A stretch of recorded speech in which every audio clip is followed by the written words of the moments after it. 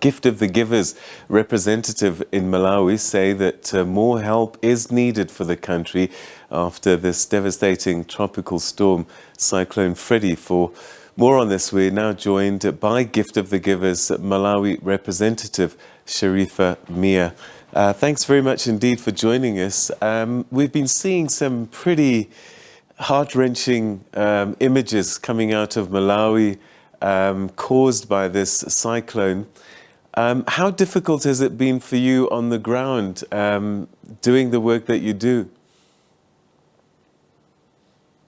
It's been difficult in terms of not just logistics, but also our staff members coming back from a mission that we sent them to and coming back devastated because of what they have seen.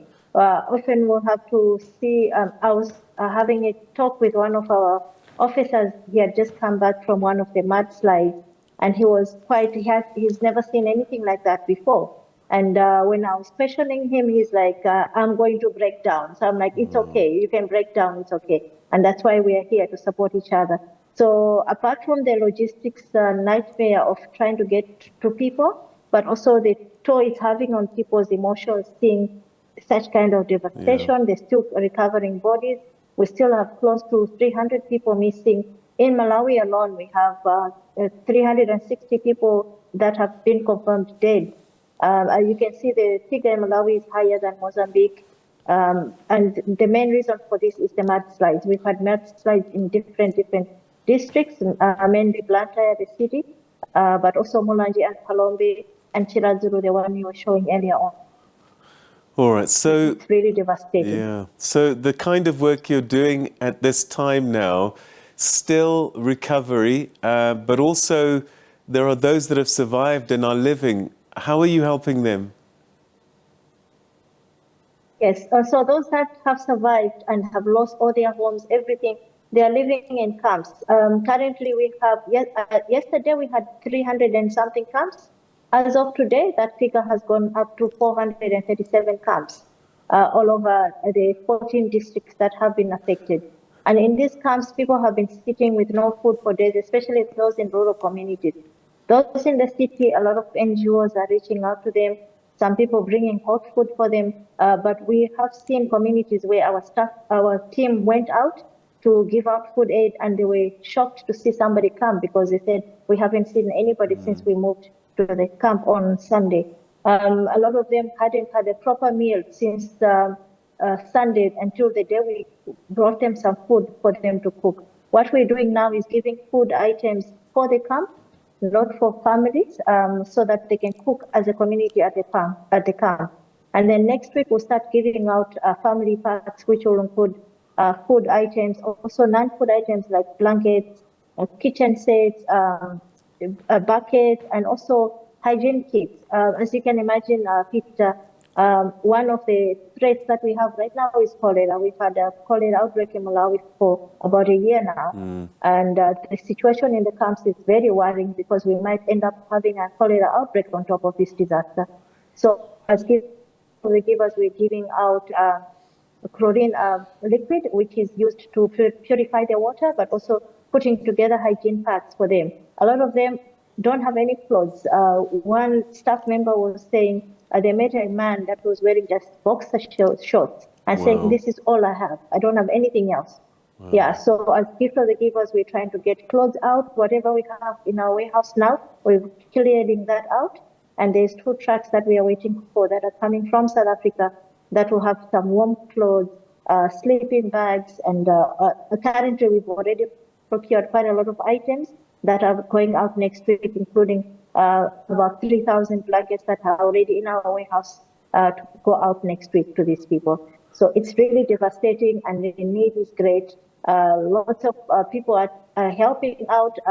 Today I was out and I saw there's a whole team of citizens that have just come together, and they have these Land Rovers, and they're going out into areas that are not accessible with aid. So lots of people are coming in. It's not just the NGOs, international NGOs, UN, Malawi government, but also the local citizens have seen the devastation of their fellow Malawians, and they're coming out to help.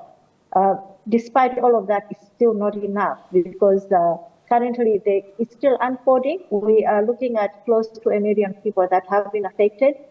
Close to 200,000 people have been displaced. That's a huge number of people to reach out to in such a short time. Yeah, with many of them facing an uncertain future, having lost everything. Yes. There must be people still requiring medical attention. Do you have enough resources, medicines to deal with the size of the problem? In some places, actually, clinics have been affected. In Palombe, the main hospital, it was actually opened last year. It's one of the big hospitals in the district. It's been underwater. So that's also another challenge. So we're having NGOs coming in with mobile clinics. We've seen others set up camps, mobile clinic camps in the camps itself. So there is some help coming in from different organizations, but there's still a great need in terms of medical assistance, but also food and clothing and shelter. Lots of people are sleeping in. If I can give you a picture, one of the communities we met is about 75 families that are living in a small church, maybe 20 square meters. Wow. And the church, also the walls they look like they can fall at any time because they're not made of cement. And there were women just sitting around. There's no space for them to sleep. The only space there is for the children to sleep. The men huddle outside. They light a fire to keep warm at night, but there's no way to sleep. And all around them, there was water. Our team had to walk through water to reach them, to give them some food. And you will not believe, Peter, these people, after they received the food, they were so happy and they started dancing and singing, despite all the devastation, but they were so shocked to see somebody come to their rescue and give them some food because they hadn't eaten for days. So it's really heartbreaking to see what's happening out there. During situations like this, I'm always concerned about children, and I would imagine that they are going through quite a lot, not just physically, but emotionally, mentally. Yeah, we've met a number of children, we've spoken to them, and it's really, some of them, they're walking around dazed, like they don't know what is happening. We have some children that have lost their families. They are unaccompanied minors. Luckily, UNICEF is very active in Malawi, so UNICEF is taking charge in terms of looking after those children. But the challenge now is the schools have been closed now. They've extended, they had closed them for a week, but closed up to the end of the term, which is end of this month. They'll only open after Easter because the schools are being used as camps. But also, once they open, there is so much trauma that the children are going through, the teachers are going through, teachers losing their students that they had in their schools. How are they going to go back and start teaching? So there needs to be some counseling for them. There needs to be beyond the material things, there needs to be also that emotional care that is given to them, especially the children and also the elderly. We often are overlooked. They usually are the ones that are mostly affected. So as Gift of the Givers, when we go into a community, we look at those things. We look at the most vulnerable phase.